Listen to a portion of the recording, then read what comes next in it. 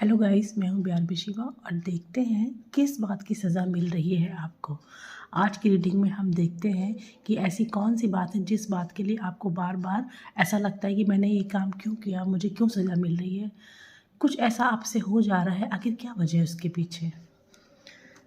मैं card shuffle करती हूँ और देखते हैं ऐसी क्या बात है जो हर बार आप दूसरों के लिए कुछ करते हैं, खड़े हो जाते हैं करने के लिए, इतनी हेल्प करते हैं, लेकिन फिर भी कोई भी इस चीज़ को अप्रिशिएट नहीं करता है।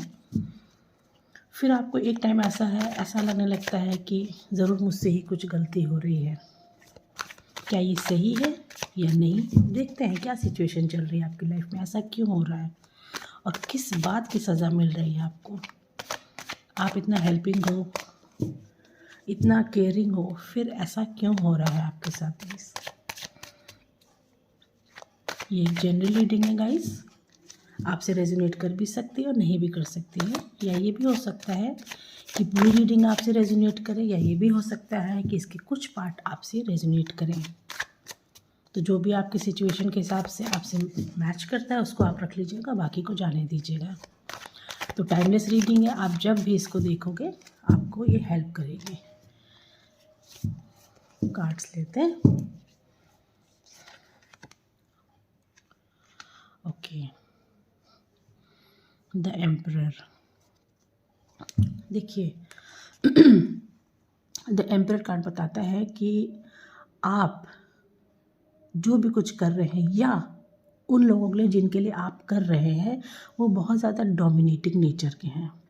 कोई आपसे एज में बड़े हो सकते हैं, कोई ऐसे पर्सन हो सकते हैं जिनके लिए आपको करना अच्छा लगता है, लेकिन आपको कभी भी रिटर्न में कुछ भी अप्रिसिएशन नहीं मिलता है, कभी तारीफ़ नहीं मिलती, हमेशा आपको रोकते टोकते हैं।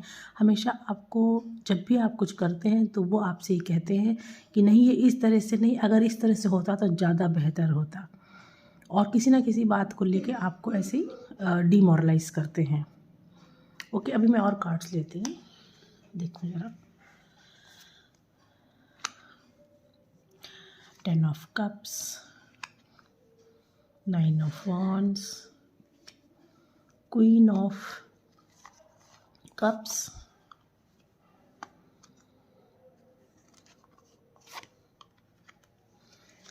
आपकी एनर्जी तो बिल्कुल ऐसी आ रही है कि जैसे बिल्कुल होता नहीं एक इंसान, बस मैं सबके लिए अपनी जान दे दूंगा, सब कुछ करूंगा। पेज और नाइट्स दोनों एक साथ आए हैं। आप तो हमेशा हेल्प करने के लिए खड़े ही रहते हैं।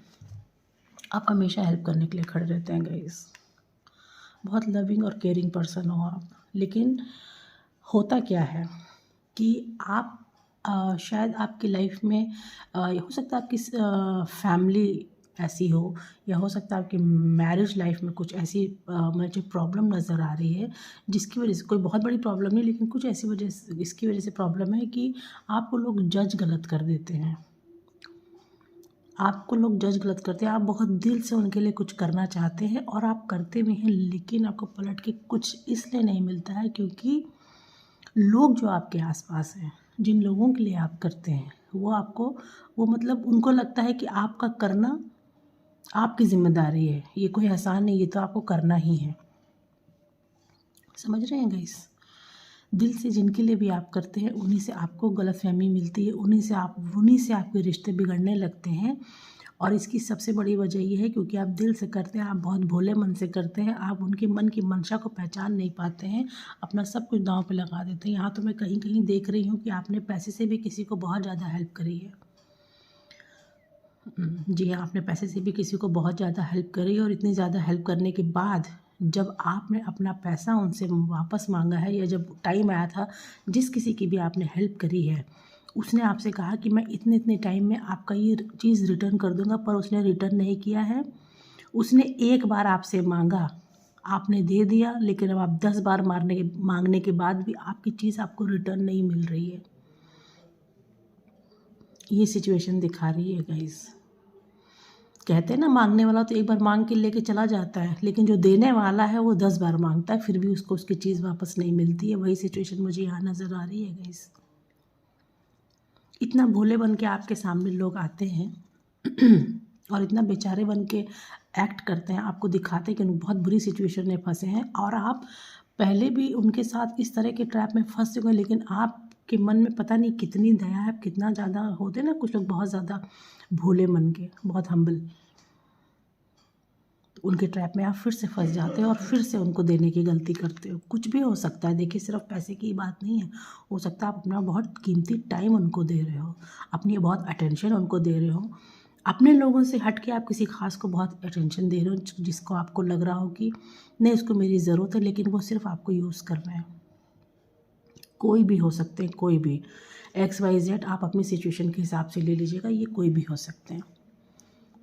लेकिन अब सिचुएशन क्या बन रही है कि आपको समझ में आने लगा है, छुपी हुई बातें आपके सामने आने लगी हैं, और जो लोग आपको लग रहा है कि कुछ मतलब गुट बना के जो लोग आपको ठग रहे हैं किसी भी तरीके से, हो सकता है आपके इमोशंस को ठग रहे हों, और या ये भी हो सकता है कि आप अपने फैमिली में बहुत ज़्यादा एक होता है ना जो बहुत ज़्यादा प्रोवाइड करता है हर चीज़ को, हो सकता है आप अपनी फैमिली में या कहीं पे तो ऐसा दिख रहा है कि आप बहुत ज़्यादा प्रोवाइड करने वाले हैं, हर चीज़ का बहुत ध्यान रखने वाले हैं। जैसे एक फैमिली को चलाने के लिए एक जो उस घर का जो भी शख्स उस घर को चलाता है, यानी फाइनेंशियली जो सपोर्ट करता है, आप मुझे कहीं कहीं ऐसे भी नज़र आ रहे हैं, हो सकता है बहुत सारे लोगों से सिचुएशन मैच करे कि वो अपनी फैमिली के लिए बहुत कर रहे हैं, लेकिन उनकी फैमिली बिल्कुल थैंकफुल नहीं है इस चीज़ के लिए। जी हाँ, उनकी फैमिली बिल्कुल थैंकफुल नहीं इस चीज़ के लिए, उनको लगता है कि ये आपकी ज़िम्मेदारी है और आप करेंगे, ठीक है ये आपकी ज़िम्मेदारी है, लेकिन जब इंसान करता है तो उसको कभी कभी बदले में तारीफ़ भी चाहिए होती है। तारीफ़ किसको अच्छी नहीं लगती है, लेकिन नहीं। और देखिए अपनी सिचुएशन के हिसाब से ले लीजिएगा, ये फैमिली भी हो सकती है या वो भी हो सकते हैं जिनको आप फैमिली जैसा समझें, या वो भी हो सकते हैं, हो सकता है आपके फ्रेंड्स हो, मतलब बहुत क्लोज़ हैं, बहुत क्लोज़ हैं आप, जो जिन लोगों के लिए आप कर रहे हैं, पर वो बिल्कुल आपको अप्रिशिएट नहीं कर रहे हैं, बस आपको ठगते चले जा रहे हैं। और आप इंतज़ार करते हैं कि कभी तो कोई मेरी तारीफ़ करे, कभी तो कोई मुझे थैंक्स करे, कभी तो कोई मुझे प्यार से मुझसे बात करे। भले ही चलिए मुझे थैंक्स ना करे, भले ही मुझे अप्रिशिएट ना करे, लेकिन मुझे वो रिस्पेक्ट दो, मुझे वो रिस्पेक्ट दे जो मुझे मिलनी चाहिए। यानी आप ऐसा सोच रहे हैं कि मुझे वो, मैं सब कुछ अपनी फैमिली के लिए कर रहा हूँ या उन जिन लोगों के लिए भी कर रहा हूँ या कर रही हूँ, पर मुझे वो रिस्पेक्ट नहीं मिल रही है।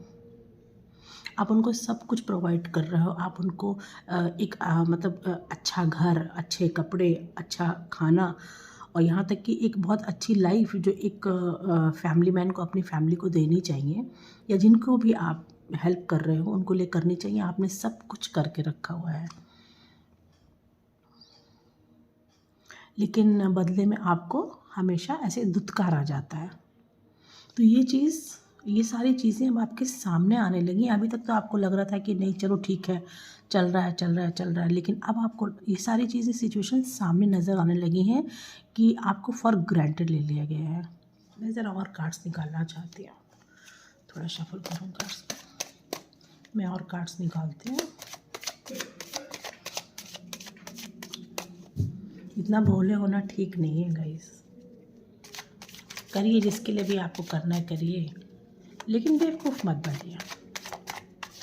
दिल से कर रहे हैं आप, तो एकदम दिल से कर रहे हैं आप, एकदम दिल से कर रहे हैं, लेकिन आपको जो है वो चीज़, वो रिस्पेक्ट नहीं मिल रही है जो आपको मिलनी चाहिए, एकदम मिलनी चाहिए।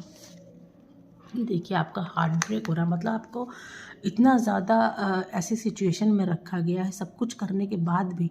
और मैं एक चीज़ और बता दूँ आपको, ये ज़रूरी नहीं कि आप पैसे से ही बहुत ज़्यादा कर रहे हो। कुछ लोग ऐसे भी होते हैं जो पैसे से तो बहुत ज़्यादा नहीं कर सकते, लेकिन और दूसरी चीज़ों से बहुत ज़्यादा करते हैं। बहुत ज़्यादा किसी की हेल्प कर दी, बहुत ज़्यादा किसी के लिए, किसी ने अगर रात में भी फ़ोन करके बुलाया कि नहीं मुझे चलना है, ऐसी जगह पे चलना, ज़रा मेरे साथ चल दो, तो आप फ़ौरन तैयार हो जाते हैं। किसी भी सिचुएशन में जो कुछ भी आप लोगों को दे रहे हैं उसके बदले में आपको कुछ नहीं मिल रहा है, सिर्फ क्या मिल रहा है, आपको दर्द मिल रहा है, धोखा मिल रहा है, दर्द मिल रहा है, दुत्कार रहे हैं लोग आपको। और ऐसे नहीं दुत्कार रहे हैं, सीधे मुंह पे ऐसे नहीं, ऐसे टॉन्ट कर देते हैं, ऐसी कोई बात कर देते हैं कि आपका दिल एकदम से टूट जाता है। इतना सैड मूड में हो आप, इंतज़ार कर रहे हो कि सिचुएशन बदले, लेकिन सिचुएशन बदल नहीं रही है। इस सिचुएशन को बदलने के लिए क्या करना चाहिए, ज़रा देखते हैं, टैरो से हेल्प लेते हैं कि इस सिचुएशन को बदलने के लिए क्या करना चाहिए। इतना हार्ट ब्रेक जो हो रहा है इसके लिए क्या करना चाहिए, आपको अपने अंदर क्या चेंज लाने चाहिए जिससे कि ऐसा ना हो। क्योंकि आप जो अगर अपनी फैमिली को इतना प्रोवाइड कर रहे हैं तो वो आपको करना ही है, मतलब वो आपकी रिस्पॉन्सिबिलिटी है। लेकिन आपकी लाइफ जिस तरह से आपके साथ लोग बिहेव कर रहे हैं वो चीज़ कैसे बदलेगी, इसके लिए क्या करना चाहिए आपको। देखिए क्वीन ऑफ पेंटिकल्स का कार्ड आया है। क्वीन अब आप फीमेल और मेल अपने हिसाब से ले लीजिएगा। एक क्वीन जो होती है, और देखिए रीडिंग में दो दो क्वींस आई हैं, यानी कि आप जो भी कुछ कर रहे हैं बिल्कुल भर भर के कर रहे हैं। अब आपको क्या बताया क्या जा रहा है, आपको गाइडेंस क्या मिल रही है कि आप करिए, बिल्कुल करिए। लेकिन एक क्वीन जैसे होती है ना, क्वीन होती या एक किंग जैसा होता है। मैं उस एक पोजीशन की बात कर रही हूँ जिस पोजीशन पे आप हो। एक किंग या क्वीन कैसा होता है, ऐसा होता है कि वो अपने लोगों को सब कुछ प्रोवाइड करता है, लेकिन उन्हें कमांड भी करना आता है।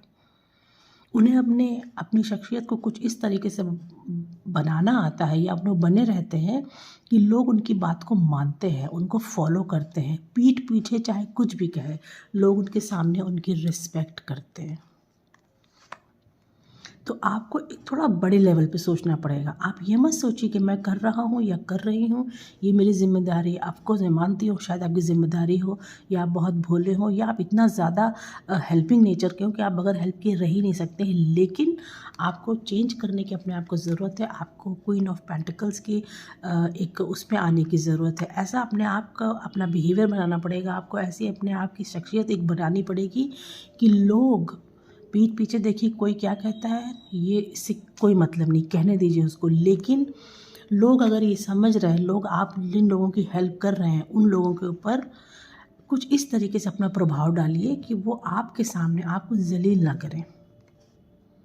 थोड़ा बड़े लेवल पे सोचिए। जिस तरीके से एक राजा अपनी प्रजा के लिए सब कुछ करता है, लेकिन फिर भी प्रजा उसकी सामने सर झुकाती है, उसकी बातों को मानती है, उसकी रिस्पेक्ट करती है, उसी तरीके से आपको अपनी शख्सियत बदलने की ज़रूरत है। ऐसा टैरो की गाइडेंस आ रही है।